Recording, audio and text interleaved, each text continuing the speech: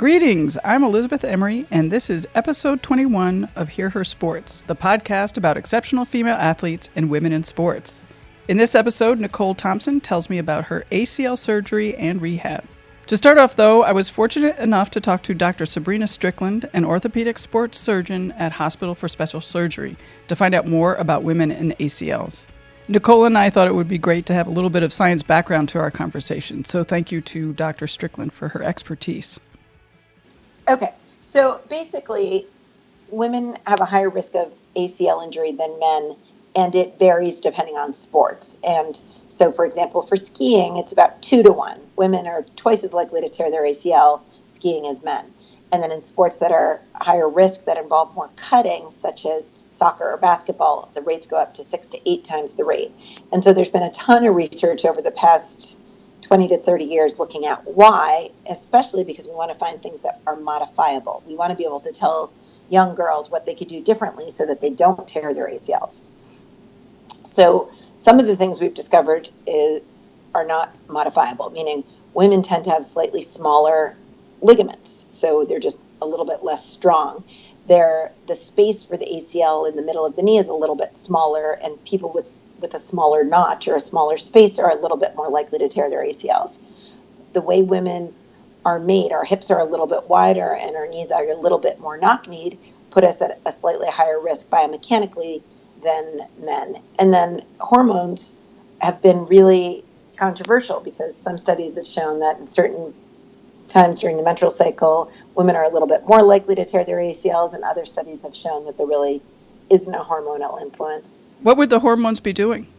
Well, for example, when we're pregnant, we have hormones that relax our body and relax our ligaments and make us a little bit more stretchy so that we can have a baby. And so some of those same types of hormones we naturally have in our body, and the levels go up and down depending on the menstrual cycle. And so, for example, certain hormones may make us a little bit more likely to stretch a little, and if we stretch a little bit too much, then there could be too much force on the ligament, and the ligament can tear. So they looked at whether or not athletes should be on birth control pills because that makes it a more steady state of hormones, and there really isn't any consensus. And certainly we want something that's a little bit more obvious or a little bit easier to modify. And what really that's come down to is that when you watch a video of a girl or a woman landing from a jump, for example, like jumping up to shoot a basketball, our form or the way girls and women naturally do it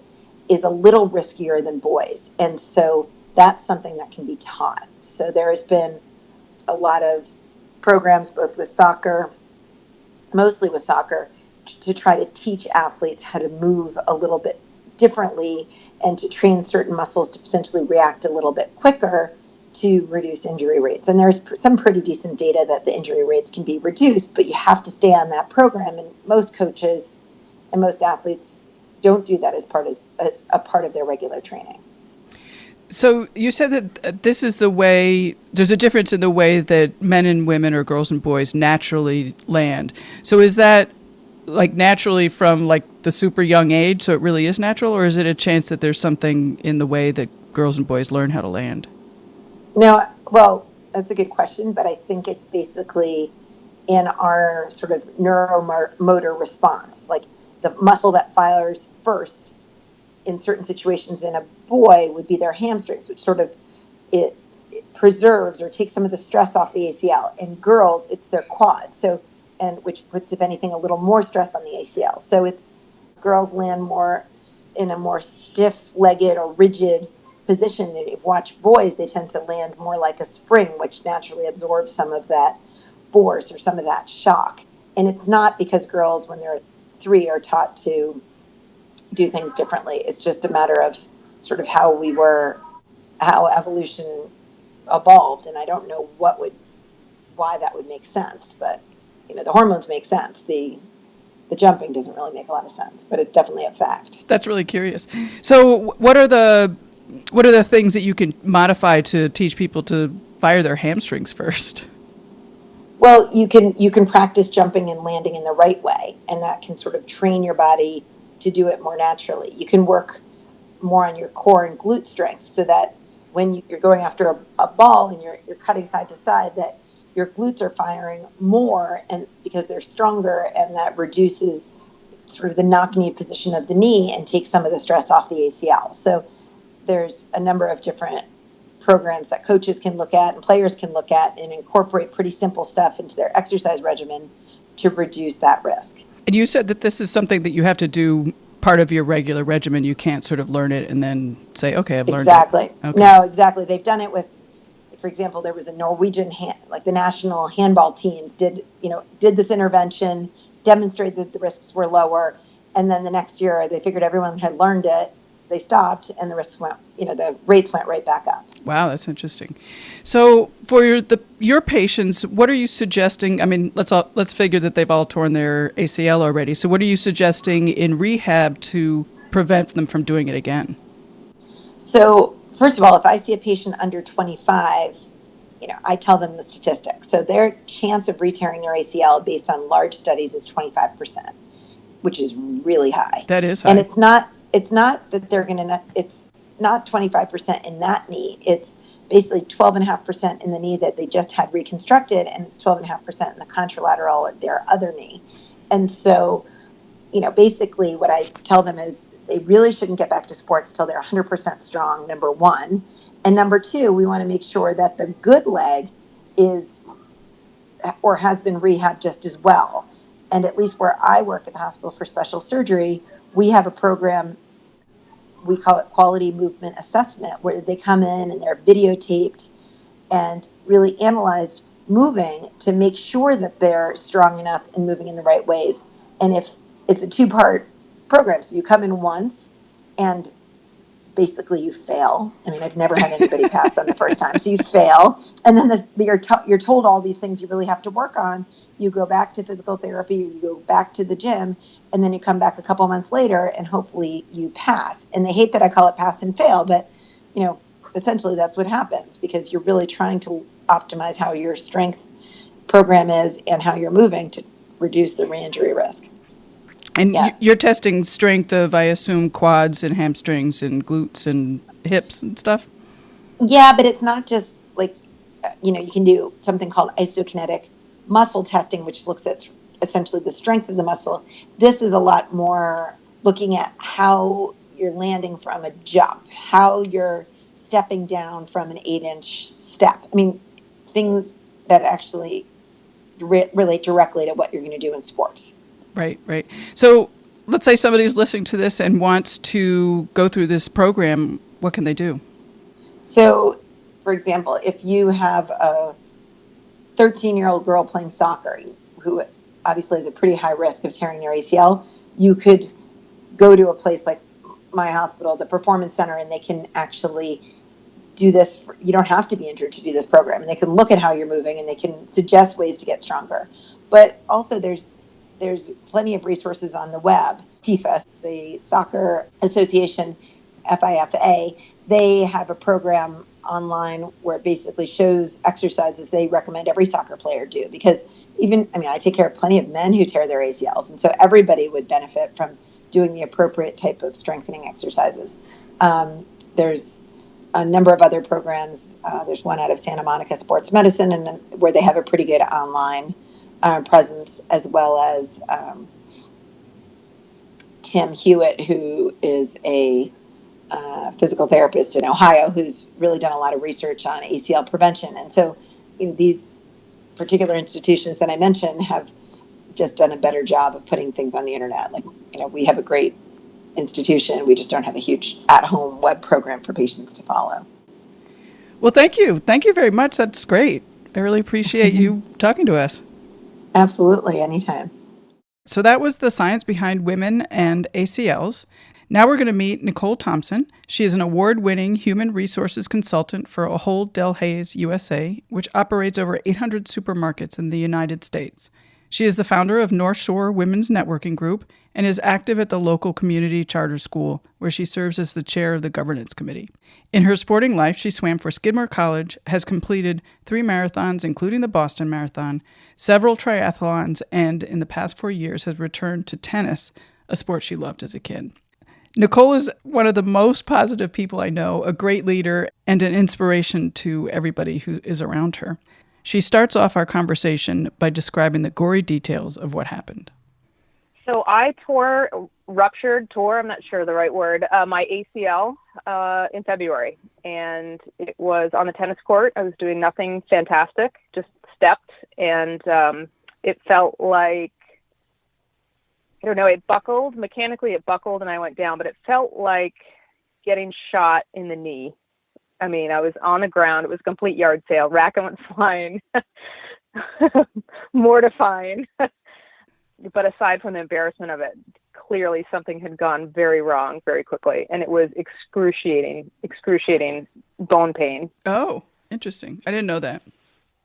Yeah, I didn't either. I mean, I heard it. First off, I heard it was very loud. But what I came to learn later by looking at the x-rays was there were significant bone bruise on the two bones. So when the ACL blew, the bones sort of came crashing together.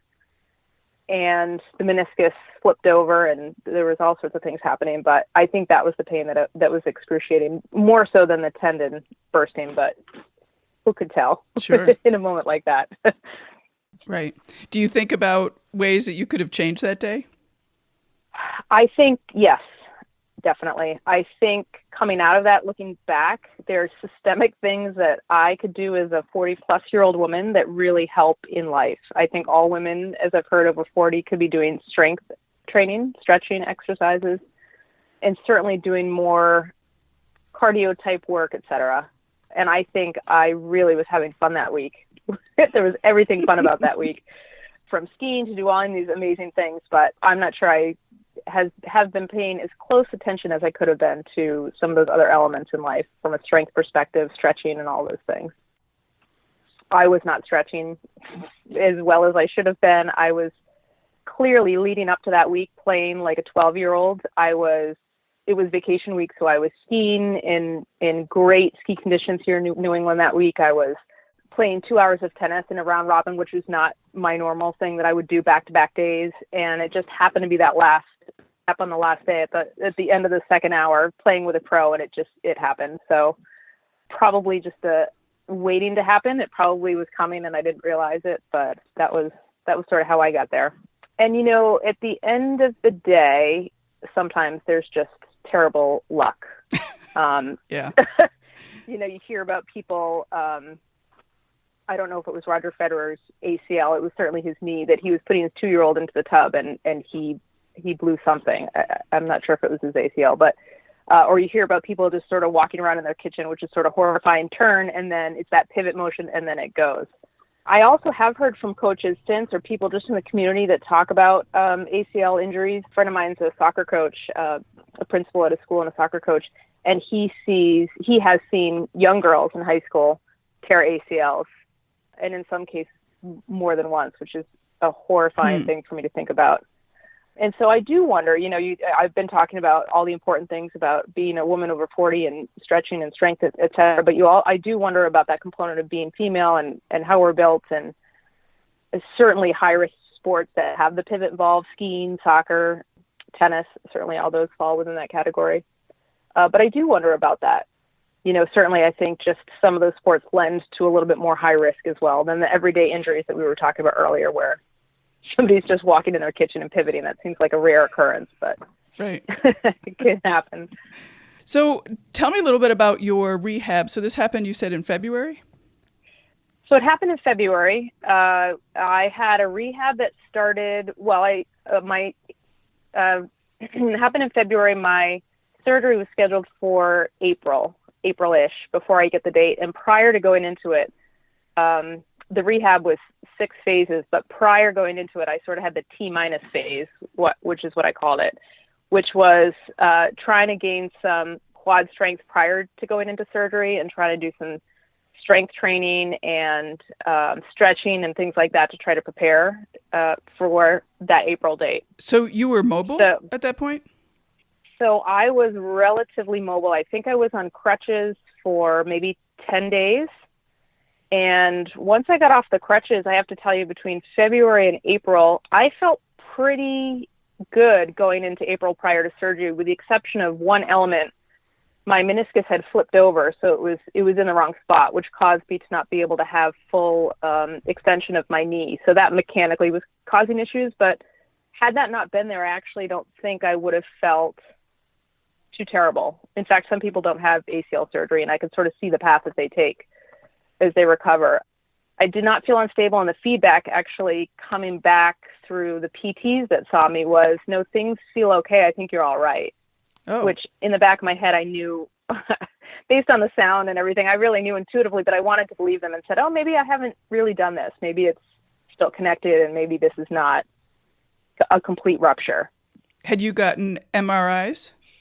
So MRIs came later. It takes a bit of a time to get through that process. Your swelling is at a degree where they want to wait maybe 2-3 weeks until you get your MRI, and the results of getting your MRI back could take, 7 to 10 days. So it's really a bit of an excruciating wait through this process. And then you go in and you see the film, and it was very clear what had happened. So that was a disappointment, but certainly good to have the information. I have to tell you, once you gain the information, you can sort of put your mind around it, put a plan around it, and say, all right, what are we dealing with? After 3 or 4 weeks of unknown, you really want to know what's going on. Sure. And how can I move forward?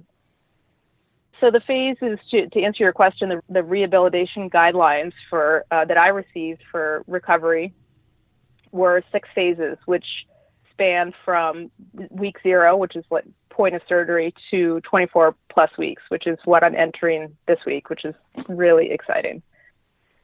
It really becomes, for me, it was like a full-time job, and I have a job, but really sort of this element of planning for this event for me was extensive because I had so many things per phase that I was trying to figure out to make sure that I got through, whether it was that first week, which is very geared towards getting on the constant movement machine. I was doing that 10 hours a day for 10 days straight. What's the constant movement machine? Yeah.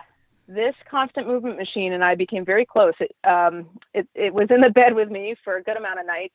A constant movement machine is a device. You put your leg on it, and it ever so slowly moves your leg to a flexed position, and you can change the flex on the machine. So you could start off, for example, at 15 degrees, right, that you'd have your leg flexed at that degree, and then you would move it up each day. And I think the intent and the purpose of the machine is to make sure that everything continues to move, that your knee is moving, that you're not gaining blood clots post-surgery, but it also serves the purpose of trying to gain some range of motion back, which is really the first or the primary goal of that first phase.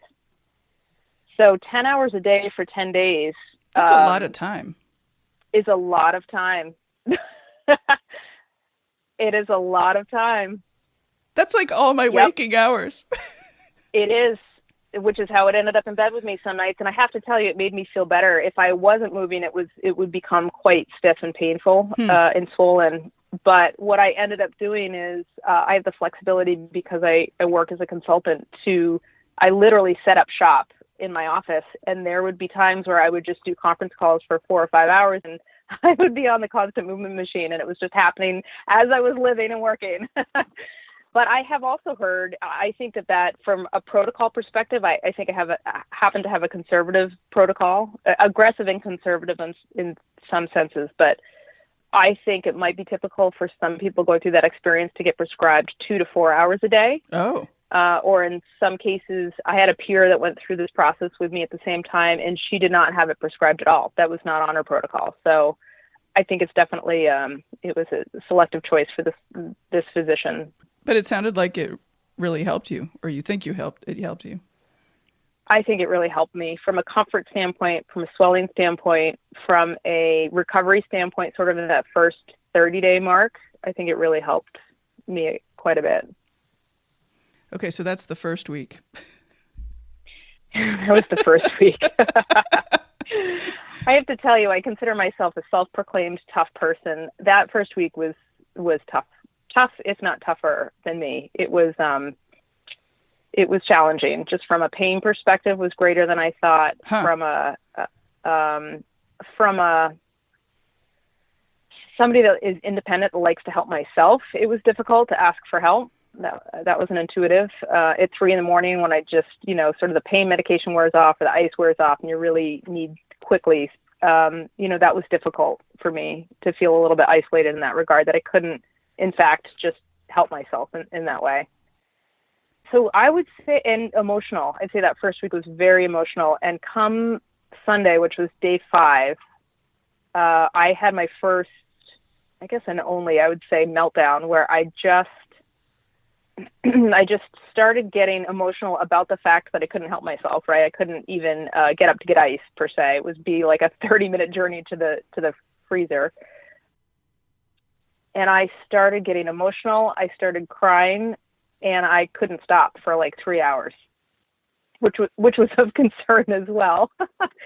I'm not really typically a crier, but I just couldn't stop. And I thought, in hindsight, I reached out to a friend who had gone through this experience, and she said I did the same thing. And she said it's a combination, I'm sure, of emotion, but it's also a combination of sometimes on day 5, all of those drugs leaving your system. It's a combination of a whole lot of things that are sort of happening, maybe at one complete concentrated moment. But it was a pretty, I finally just didn't try to stop. I was like, all right, here we go. This is happening. Let's let it out.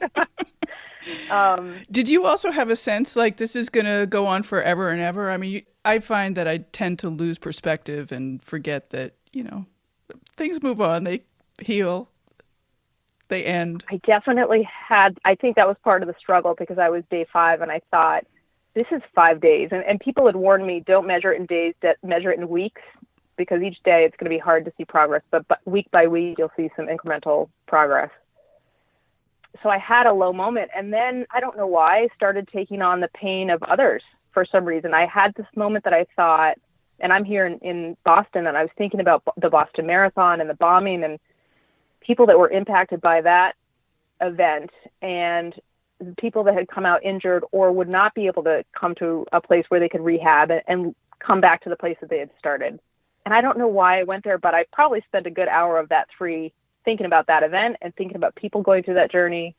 And I internalized it that way as well for some reason, that I thought, man, I have an end goal here. I will recover if I work hard, and I will come out the same, if not stronger. But I don't know why, but it really impacted me for almost a third of that 3 hours that I struggled with that. And I really had a lot of compassion, and really, I can't imagine going through an experience and not knowing what the end game would be. It was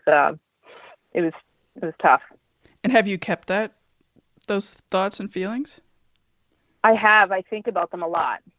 And I stop more now. I'm so much more aware. For example, on the 4th of July, I was walking around town, and I was certainly walking without crutches and a brace, and I was moving around a little bit, but still, it was one of those days.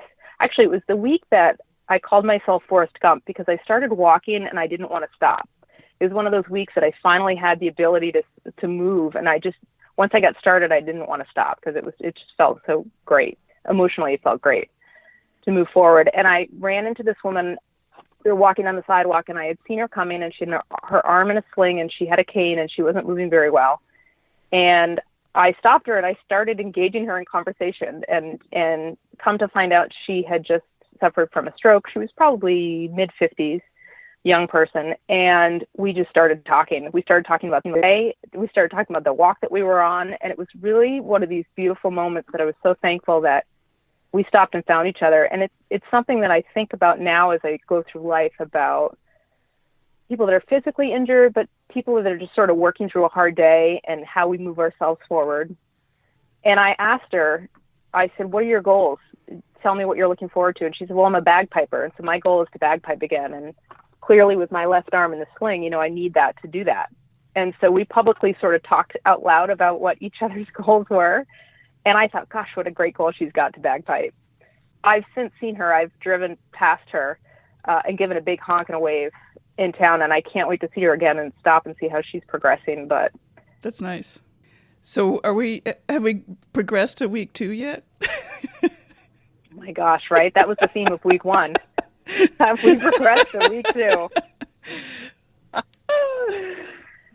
Oh, I'll say that phase 1, which is 2 weeks, was definitely about recovering. I'd say phase 2, which is 4 weeks, which was great milestones coming back to make me feel like I was living again, and simple things being able to get out of the house, to be able to move, to be able to drive after 4 weeks was a big privilege to gain back.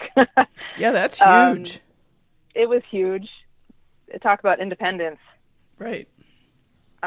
Working definitely helped me just mentally work on projects and move forward in a different way other than physically. And then it continued working with a PT.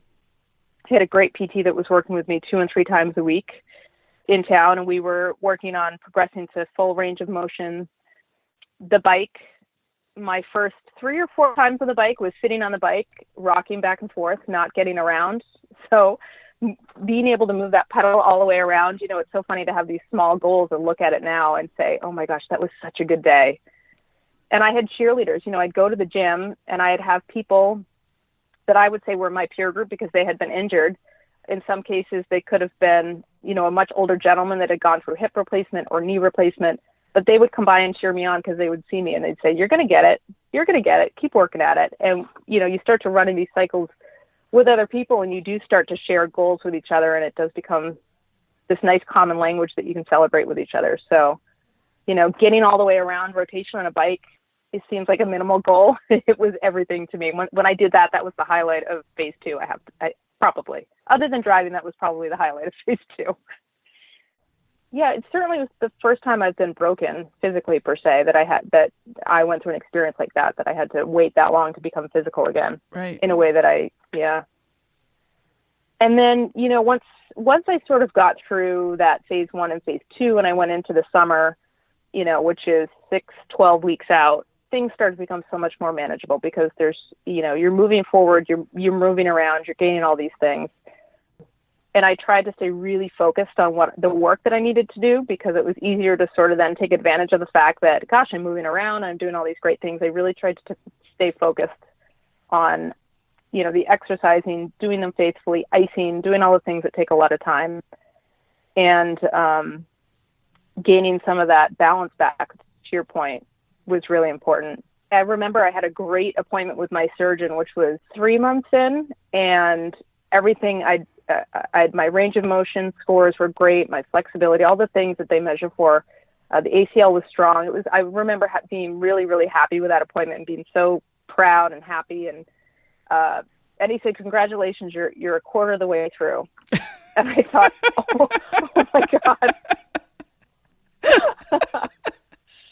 And he wasn't wrong. They do say it takes a year, but that in itself is like, I feel like the 80% of the work you do is in that first quarter, Sure. and the 20% is then extended over the last 3 quarters. But that was a perfect illustration of being like, all right, like, you're doing great.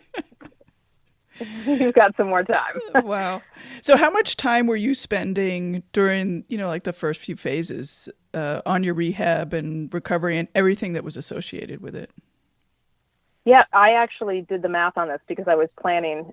So the first 2 weeks, it was 38 hours. It was 36 to 38 hours. And that includes ice and stretching. And that might have included the 10 hours of CPM. I have to remember if it did or not. But it was a full-time endeavor.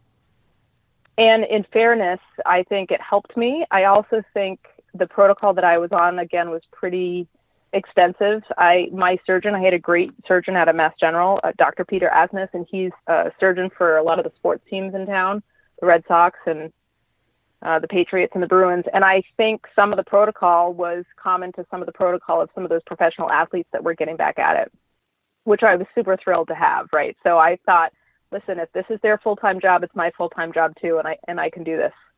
But it was, for that first week, it was maybe 36, 38 hours. And then going into phase 2, it started to drop down, but still significant, 20, 24 hours at the end of the day. Right. Per week. That's a lot. And it's a lot. We didn't talk about how tired you were and how much you were resting. I'm sure that was part of it as well, right? Yeah, it's so interesting. As I started to be able to stand up without crutches and move forward, I definitely had some endurance issues. I would get tired standing. I'd try to go out to the sports field and stand for 30 minutes, and then I progressed to 40 minutes. But that was definitely something I had to work at and build my endurance and strength back up just to stand on 2 feet. And you are in your last week right now? So I'm in my last phase 6. So I'm entering the 6-month mark, which is great news. And the 6-month mark allows me to do all sorts of great things, which make me feel strong and make me feel happy, which include, speed and agility drills, sports training. Technically on paper, they say that you can get back to tennis, which is a very pivot-oriented sport, with a brace, which I've stepped onto the court to hit, but not done much more than that. I put it in my mind that I will not return to tennis until January 2018. But it's exciting because you can start to do, really get back to full range of motion in all the activities with a sports brace that you used to do, but in a way that's very thoughtful. And, you have to be a little bit careful about it. I certainly won't be skiing this season. Right. Right. So now it's just time and enjoying sort of building back up and enjoying the comeback, if you will, which is fun. Yeah.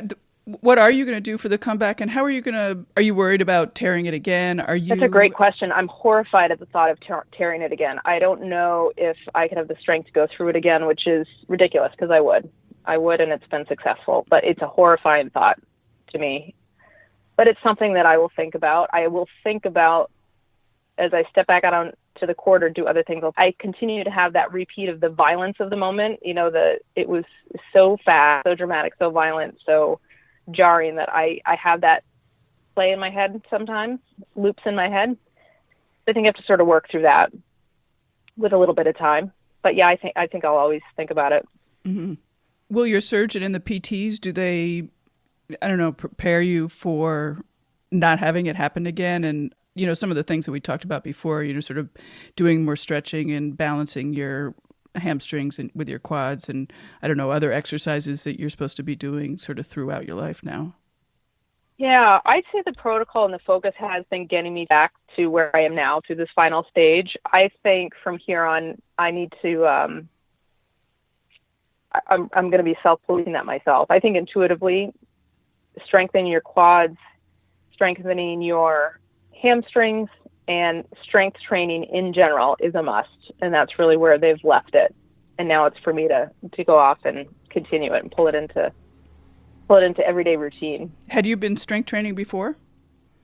I had not, no. Yeah. And I have to tell you, I'm not good at it. It really bores me to death. I love strength training because, Tell me. Week 1, you pick up 1 pound and it's heavy, and, week 10, you're picking up 50 and it's easy. I just, being able to see those really concrete results is very gratifying. Yeah, I think there's so many things that are good for me about strength training, which is why I need to do it from not just a strength preventative for injury, but just as a non-patient person. I think that's one of the elements that really I struggle with. And I don't know why that's different. I don't know why an hour of strength training is different than going out and running for an hour. I think it's it's the same. So it will be part of my life. It is now, and it's got to be built in. Right. I read you should strength train the same percentage as your age. So if you're 40, you should be strength training 40% of the time of your athletic activities. That's 40. Yeah, I'm 44. That's a good percent. That's a good percent of my time, Elizabeth. I know. I think I need to make some adjustments. Yeah, I think that's a good statistic to know. Yeah. Even if you just sort of have it in mind and don't, have it as a long distance goal. Right. Have you changed, or have you thought about, who you are and who you are going forward having had this injury? Has this changed your sense of self? That's such a great question. I think all the things that I took into the injury and the recovery plan were very much attributes of my sense of self, right? Strategy, planning, being positive, moving forward, grit, all of those things. I would say it is an extremely humbling experience to go through and feel like you've lost independence, or some of those things that I felt along the way in the journey certainly were humbling. And I definitely learned a lot about my capability as an individual and how much independence means to me, and strength and my physical self. And so I think coming out of it, I would say that it has changed me in regard to just my awareness and my gratitude. I try to be so thankful every day when I wake up and say, okay, you've got this day ahead of you. What are you going to do with it? How are you going to spend this day ahead of you? And I would definitely say I ask that question almost every day since, and I think I ask it a lot more than I used to. I feel like, and this is just my experience, this is an injury I will recover from, but I feel like I definitely had certain times in life where things are going well and they're going strong and things are good and it's easy and it's great. And it's easy to sometimes to forget that things can go really wrong really quickly, much bigger than an ACL tear. And I sort of have broadly attributed that to much bigger things in life in regards to general health of my family, myself, and sort of that 10,000 foot view of gratitude of, what's ahead of me, what's ahead of us. We're strong, and being just so grateful for the day. So it sounds a little bit sappy, but definitely I've gone to a much different emotional place in regards to just health and being very thankful for it. That sounds like a positive result of getting injured. I was really determined. It happened. I was also really determined to come out with a positive result from being injured. It was almost the only way I could stomach the injury. I have to tell you, I thought, all right, so I have to go through this.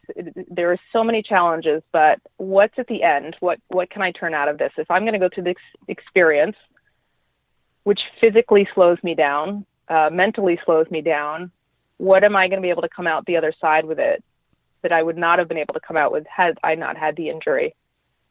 And emotionally, that really helped me. It helped me to brand it as a comeback. It helped me to brand it as a challenge, and it helped me to brand it as an opportunity. That was the only way I could get through, honestly. So it was more self-preservation, but yes, I did feel like that. I loved how you called it Tour of ACL. I think that just, there's so much in that name that is great. Oh, the Tour to ACL. But I was looking for a name to help myself brand it like a challenge or a race, because the amount of planning I was doing to it felt like the same amount of planning or structure that I would put towards another challenge, whether it be a marathon or something that required several weeks and months of training for. And I wanted it to be fun, and I wanted it to be cheeky and make me smile, and have something that I could say, hey, this is where I am in my journey, and people could give a name to it. And I liked it. It made me smile, so it served the purpose, and it still does. Have your family and your friends been affected by your injury and how you've approached it? My immediate family, for sure. My husband specifically. So when I branded this Tour to ACL, I immediately needed a T-shirt to commemorate the event. And I mean, if you're going to do a challenge like this, you've got to have the T-shirt. It's like about the swag. So I had a Tour to ACL T-shirt with my name put on the back of it, because you also have to identify yourself as a member of the challenge. And I bought one for him too. I wear mine a lot. I wear it to the gym. I wear it out. It gives me strength. His has not left the drawer, because I think he would never.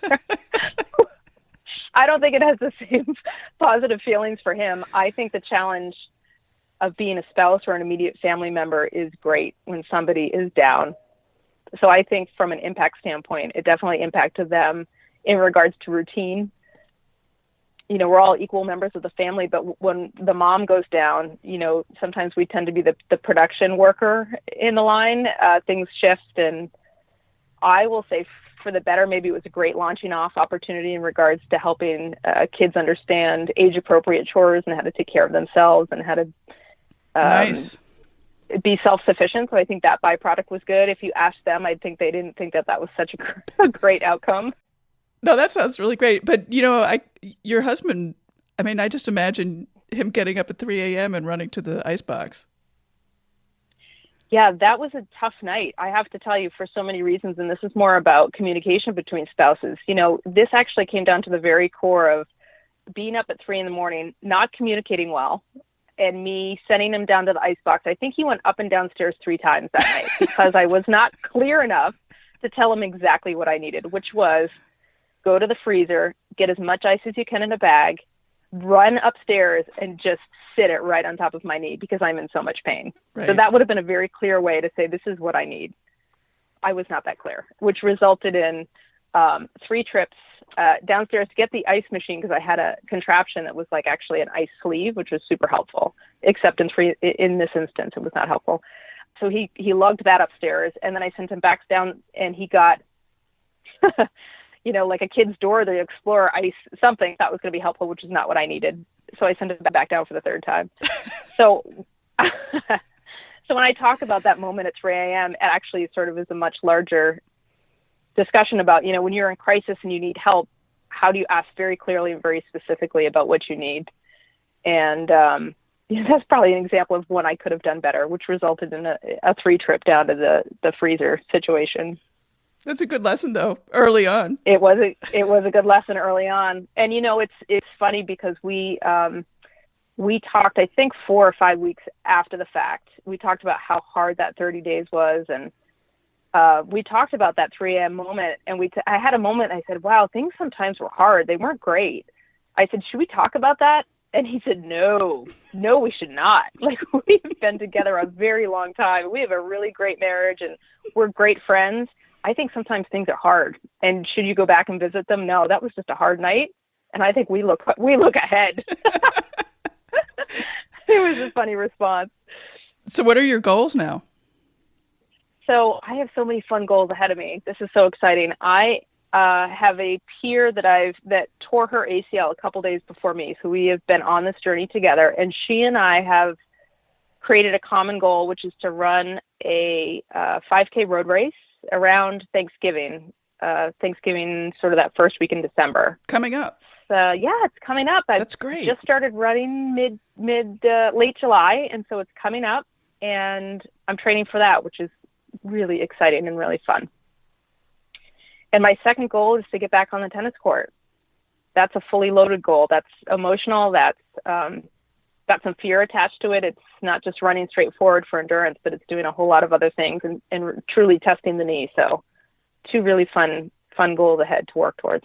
Will you have a hard time, starting slowly? Like you, presumably you're not going to start at the same pace you were running when it happened. Will that be hard? Yeah, yes. From a running perspective, again, I'm just trying to start where I am. That's been my motto, start where you are. And when my training partner and I, Amy, started where we were that day, we started walking around the track with our braces on, and it took us 28 minutes to go 1 mile, which was fast for us. We were hauling, and we were really fast. It was 28 minutes. And we kept at it, and we kept at it, and we got down to 24, and we got down to 18 and 17, and we started picking up the pace a little bit, and I'm now down to, I think, a 13:30 mile, which is a blistering pace. But for me, too, it's a little bit about endurance and being able to go a mile and a half, which is sort of where I am now, without stopping, without integrating it with walking. So, yes, it's slower. I can't look back. I've never been a fast person. I've never been winning races by any means. I've never been considered fast. But what fuels me is being able to do it and be able to improve on it and be able to meet a goal and meet last week's time. That really is helping me move forward in a fun way. It's fun to celebrate those milestones. There certainly have been a lot of suggestions during this whole conversation, but do you have any other suggestions you'd like to add for people going through this rehab or who are about to go through it? Everybody, I think, processes differently. Everything goes through different experiences. But I would just say allow yourself some time. There's certainly patience involved. Get a community of people around you that can help you through the journey. Don't be afraid to ask for help, and really clearly, to avoid a 3 a.m. debacle. And I have to say, for me, the power of a comeback really helped me through this journey. I think the power of taking the ownership on of the recovery, doing everything that was prescribed, but just emotionally taking it internally, branding it, and saying, okay, how am I going to treat this experience so that I can come out the other end stronger? What's going to get me through dark times? And those elements really helped me in a way that made it almost exciting, right? Like, oh my gosh, I made it through this challenge. I made it through the Tour to ACL.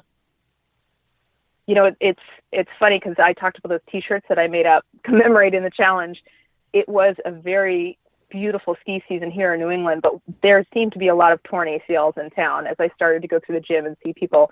And because I had a minimum allotment of these T-shirts, I had to buy 6 T-shirts in order to get the customization. So I started, when I saw this other woman at the gym that tore her ACL, I started giving these T-shirts out, and I started to hand them out. I don't know if they had such an appreciation for receiving this T-shirt as I did about giving it, but you know, I feel like if you can find a community of people that are going through the same experience that you're going through, there's a lot of strength in that.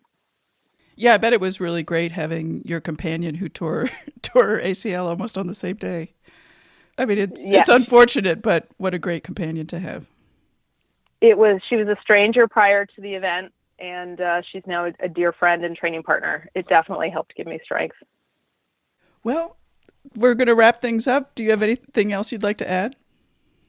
Thank you. Thanks for asking the question. You know, I am not a professional athlete, clearly. I am not somebody that their professional life is tied to athletics or performance on a field or trying to gain through a sponsorship or anything. And I just, you know, I think the commonality of having an injury to the body is something that sort of transcends maybe some of those spaces. And I just appreciate you asking the question. You know, I don't know if my journey is very unique to others that are going through that, but certainly I think that if, you know, in honor of your host, which is your body, if you can do things to make it strong and do things to preserve it and do things to help prevent injury that impact whether it's your professional life or your personal life or your spirit, those are things just every day that I know that I will focus on coming out of this experience. And just thank you. Thanks for asking the question. Oh, you're very welcome. I really appreciate you agreeing to be on the podcast. It was really great to talk to you, and I love your optimistic attitude about this and about everything. Oh, thanks, Elizabeth. Yeah. Bye. Bye-bye. Thanks for listening. I know it's totally a pain, but please take a moment to rate and review this podcast on Apple Podcasts or wherever you're listening. It really does help the podcast to reach more people and to get the word out about female athletes and women in sports. Just a reminder, Allie's Bar is still available for listeners at 50% off with free shipping using the promo code HERSPORTS. That means a box of 12 are only $14. And they taste great and aren't loaded with sugar. There's been a lot of chat about meal planning. I'm totally terrible at that and often find myself happily saved by an Allie's Bar. Also, check out the new layout of the Hear Her Sports website at hearhersports.com. It has a beautiful landing page featuring a design by Agnes Studio. It's easier to find the podcast you want and to listen directly from the site. Sign up for our newsletter and follow on Twitter, Instagram, and Facebook at Hear Her Sports. See you in 2 weeks.